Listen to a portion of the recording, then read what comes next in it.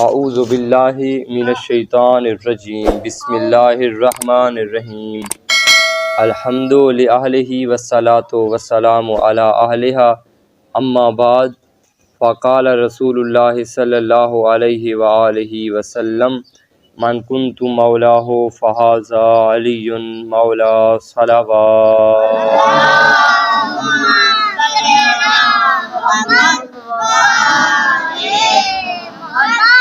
سب تو پہلے تسا تمام حضرات نو چاہے سینٹر تعلیمات قرآن و اہل بیت علیہم السلام دے لڑکیاں یا لڑکے تمام نو عید غدیر مبارک ہوئے۔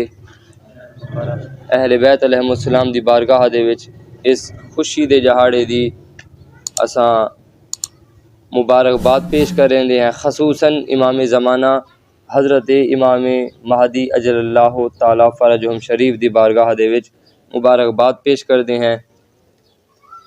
آج چند جملے غدیر دے سن گھنو۔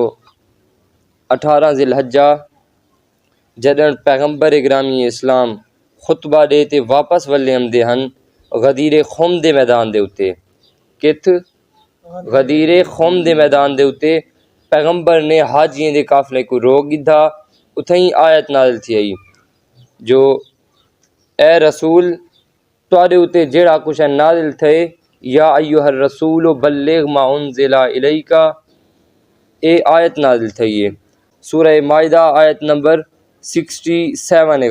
اے آیت اللہ دے نبی دے اتے نازل تھی ہے جو اے رسول جیڑا کچھ تواڈے اتے نازل تھے اوہ حکم پجا دیو۔